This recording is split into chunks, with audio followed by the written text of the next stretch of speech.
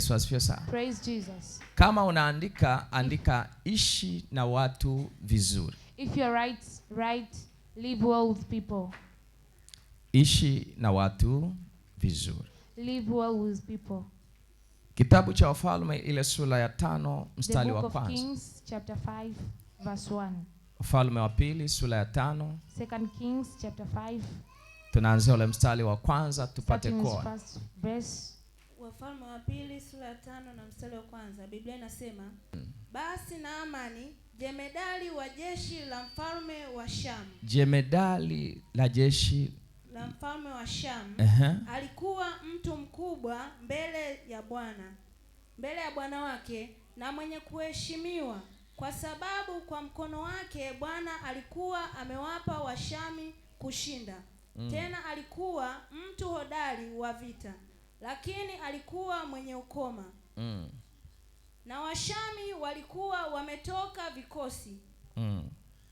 Wakachukua mfungwa mmoja, kijana mwanamke kutoka chini ya Israeli.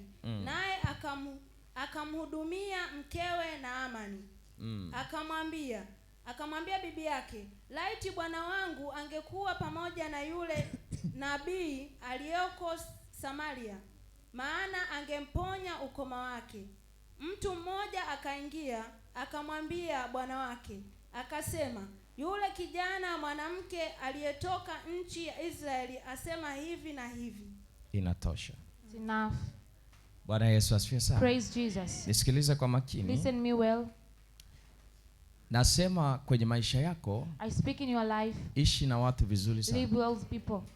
Ishi na watu vizuri sana. Live well with people.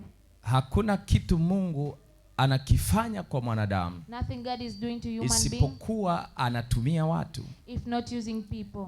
Mungu akikupa nafasi ya watu, if God give you a chance of people, ishi na watu vizuri. Live well with people. Tunamwona mtu amili jeshi. We see a commander. Kamanda anaitwa Naaman. A commander called Naaman. Biblia inasema aliwashinda maadui zake kwa mkono wake. The Bible say defeat the kumbe enemy. Mkono wa Naaman ulikuwa ni hodari.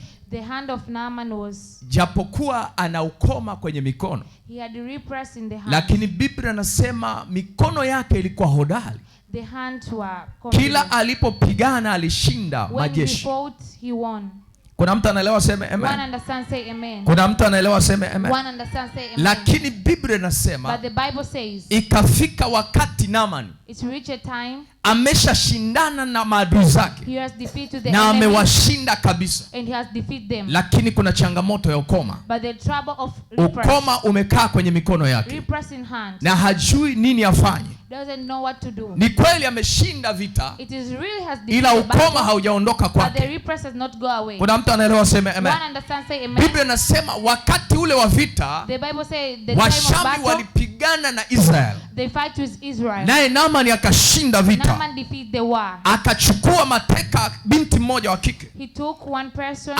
Akamchukua akampeleka nyumbani kwake. He took at home. Akiwa amempeleka kama mtumwa. As a servant. Kuna mtu anaelewa sema amen? One understands. Yule binti alipofika pale, a lady when reached there, akaanza kukaa na mke wa Naaman. Start to stay with the wife of Naaman. Biblia inasema yule binti akamwambia, the Bible says, laiti bwana wangu angalijua, if my Lord could know, angemuona yule nabii, could see the prophet, angeweza kupona kabisa, could be saved. Kwa sababu nabii yule amefanya miujiza mingi. Because the prophet had do a lot of miracles. Na mimi ninamshauri and me aonane na yule nabii. To meet with the prophet. Kuna mtu anaelewa sema amen? One understand say amen. Biblia inasema Naaman akatoka, Naaman moved, akaenda kumuona nabii. Went to see the prophet. Tunajua historia ya Naaman akapona ukoma. We know that he healed. Lakini sababisho la Naaman kupona ukoma, the reason of ni kwa sababu ya kuishi vizuri na watu. It is to live well. Kuna mtu anaelewa sema amen? One understand say amen. Kwa jemedali wa vita haikumsaidia kupona ukoma.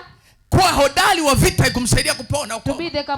Kilichomsaidia kupona ukoma ni kwa sababu ya yule mtu aliyemchukua kwenye mateka, akamweka nyumbani mwake, akala chakula cha kwake, akaishi naye nyumbani mwake, kwa sababu hakumtesa yule binti.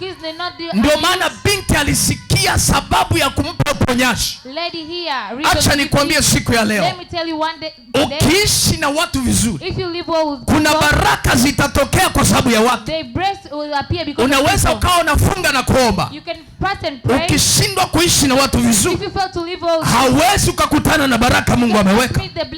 Baraka za Mungu ziko katikati ya kuishi na watu vizuri. Kuna mtu anaelewa sema amen? Kuna mtu anaelewa sema amen? Mungu akikubariki, hata kama unapanda ngazi kiasi gani, usiache kuwasalimia watu walio chini ya ngazi, kwa sababu kuna majira utafika juu na utatakiwa ushuke chini, na utashindwa namna ya kuzungumza nao. Lazima ujue kuishi na watu vizuri. Leo asubuhi nilikuwa na mwanangu Petro. Tumefika mahali fulani, tukapita tuta, tumefika mbele, tumepotea, tukarudi sasa, na tuliwapita watu pale, nikamwambia hili mbona ndo somo naenda kufundisha leo. Petro ananiambia baba tuwaulize. Nikamwambia hilo ndo somo lenye malizana nao mwenyewe. Kwa sababu gani? Why? Tumewakuta njiani, we have met them in a way, tumewapita kama visiki, tunafika mbele tumepotea, we reach place, we have tunarudi pale, we are going back there. Mimi nilichofanya nikainua simu nikajidai kama anaongea, I take the phone as I'm calling, nikamwacha yeye kwanza amalizane nao. I leave him to finish with them, kwa sababu sio vizuri unamkuta mtu mahali unampita kwa sababu ya bodaboda yako, because of your motorcycle, kwa sababu ya gari yako, because of your car. Kuna majira litaharibika, utahitaji watu wakusaidie, utahitaji watu wakusaidie. Yuko mtu hapa aelewa seme amen? Angalia vizuri. Look well. Mungu alikuwa ananifundisha kwa vitendo. Wakati ananipa huu ujumbe, alinifundisha siku ya jana. Juzi usiku nikaongea na bajaji na Toyo, nikamwambia uje ubebe mabati na milango. Akaniambia mna shida mchungaji, asubuhi sana. Na ni kweli asubuhi yule kijana akafika pale tulipokubaliana, akawa anapiga simu yangu haipatikani, kapiga muda mrefu sana. Niliposhtuka tu nawasha simu, nikakuta missed call zake, nikampigia. Akaniambia mchungaji, yani umeniweka sana hapa. Nikamwambia nisamee, nakuja sasa hivi. Nikatoka sijapiga hata mswaki, nikaenda paka pale, nikamwambia twende sasa tukabebe. Mchungaji unanipa shilingi ngapi? Nikamwambia hata shida. Tukaondoka, tumefika paka kule tumefika. Aliposhusha nikamwambia tena anisubirie. Akaniambia mchungaji na mimi na haraka. Nikamwambia subiria, shida yako nini? Akaniambia hamna shida. Akakaa kweli akanivumilia. Tulipomaliza tunaondoka, yeye akatangulia. Sasa wakati tunataka kuagana, nikamuuliza nikupe shilingi ngapi? Akaniambia mchungaji nipe 70,000. Give me 70,000. Hata 60. Even 60,000. Hata 50. Even 50,000. Nikamwambiaje? I told, ngoja nikutafutie change. Let me find change. Nikaingia mfukoni, I enter in my nikatoa shilingi 25,000. I want 25,000. Nikamwambia shika hii hapa. I say take this. Akaniambia mchungaji unaniua. I say, Pastor, you are killing me. Unaniua. You are killing me. Mchungaji unaniua. Pastor, you are killing me. Hapana, ongeza hela. No, add money. Nikamwambia sasa naongezaje hela? How do I add money? Kwa nini niongeze hela na wewe? Why should I add money? Si unaniletaka kwa bei hiyo. You take by that. Akaniambia angalia leo nimekusubiria toka asubuhi. Since morning. Sijafanya kazi, ndo kazi yako nafanya. I'm not doing work. Ongeza hela mchungaji. Add money, Pastor. Ni kweli nikaingia mfukoni. Nikachukua shilingi 5,000. I take 5,000. Nikampa. I give. Nikamwambia lizika wewe. Nikampa na buku.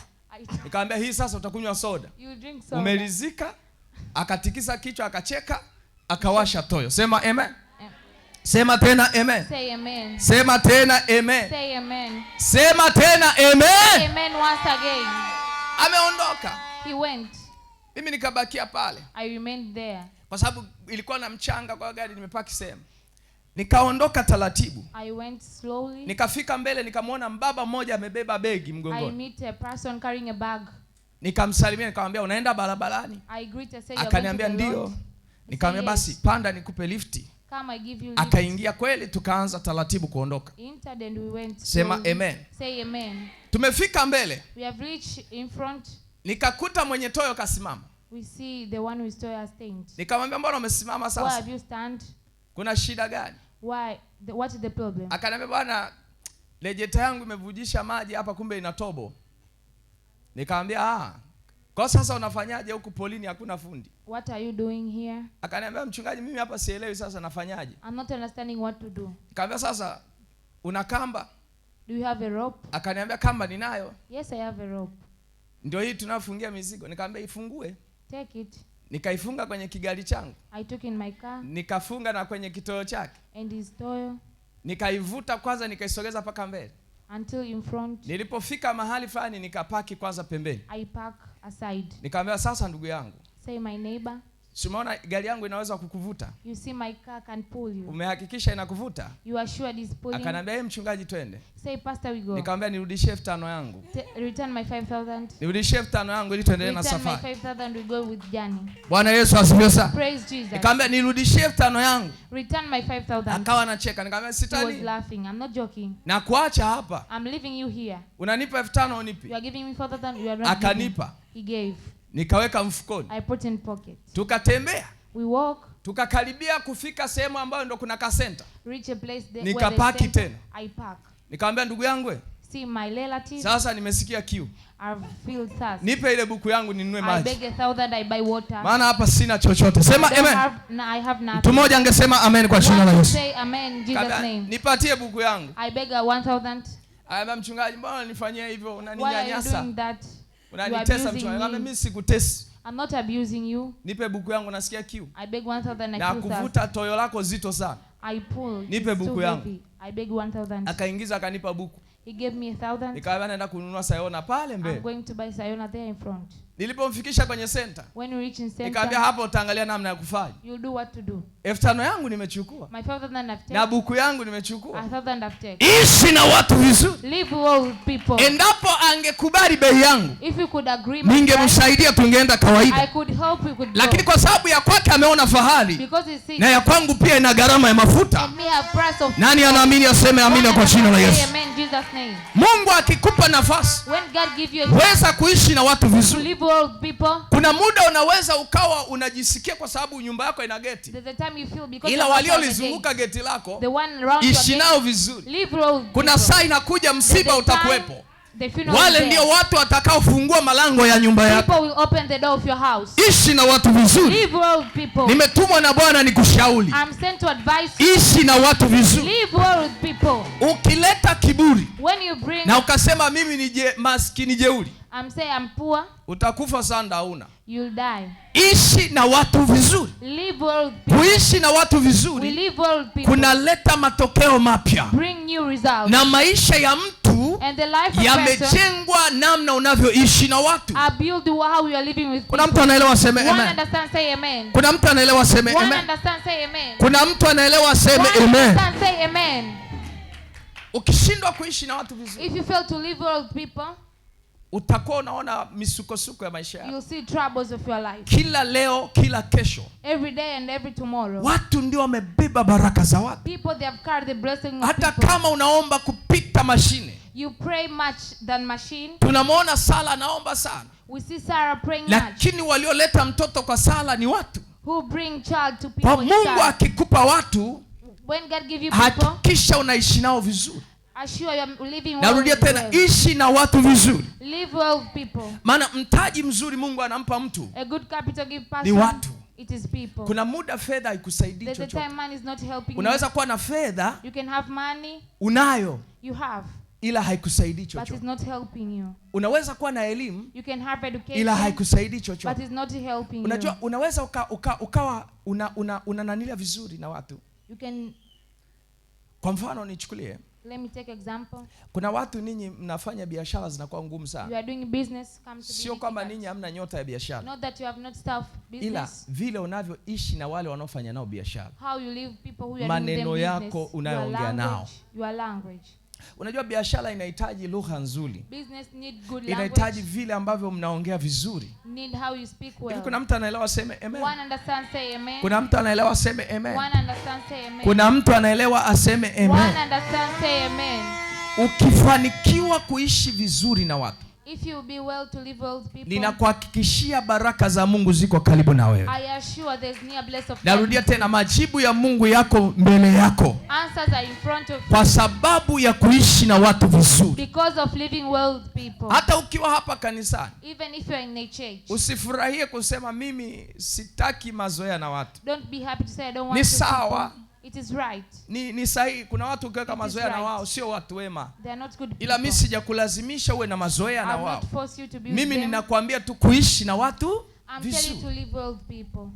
Unajua ukiwa na watu, if you have people, kila leo every day unapishana na huyu, you pass with this, unasema ana makosa yake. Has mistakes. Unapishana na huyu, you pass with this, unasema ana makosa yake. you say has mistakes. Unapishana na huyu, you trouble with unasema this, ana makosa yake. has mistakes. Pata muda pia wa kujiuliza na we mwenyewe. Take a time to ask yourself. Pata tena muda wa kujiuliza na we mwenyewe. Take another time to ask yourself. Vile unaishi na watu, the way you are living with ndio people, matokeo ya baraka za maisha yako. the results of blessing of your life. Yuko mtu hapa yuko tayari aanze kuishi na watu vizuri. A person who is ready to live well with people. Yuko mtu hapa aishi na watu vizuri. A person to live well with people. Bwana Yesu apewe sifa sana. Praise Jesus. Bwana Yesu apewe sifa sana. Praise Jesus. Bwana Yesu apewe sifa sana. Praise Jesus. Unajua Daudi kilichomuinua, David what rise, sio kwa sababu ya nguvu ya vita kumuua Goliath. Not because of power to kill Goliath. Ila Daudi alikuwa na uwezo wa kuishi vizuri hata na adui wake. David has a good time to live well. Alikuwa kuna majira ana uwezo wa kumuua Sauli. Even time to kill Saul. Lakini akachukua tu kitambaa akamwonyesha, akamwambia mimi ningekuua, I could kill you, ila sitakuua. But I won't kill. Ninaogopa kwa sababu tu ya nafasi yako wewe ni masihi wa Bwana. I fear because of kwa sababu nikikuchokonoa wewe nimemchokonoa Bwana. Japokuwa unaleta vita na mimi, lakini mimi ninaona kuishi vizuri na wewe. Angalia mtu aliyekuwa apendi kuishi na watu vizuri. Kifo chake kilikuwaje? Aliangikwa kwenye mti. He was put in a tree. Kuna mtu anaelewa, sema amen. Ukifanikiwa kupata nafasi mbele za watu, hakikisha unaweza kuishi nao vizuri, kwa sababu hao watu ndio wamebeba baraka za maisha yako.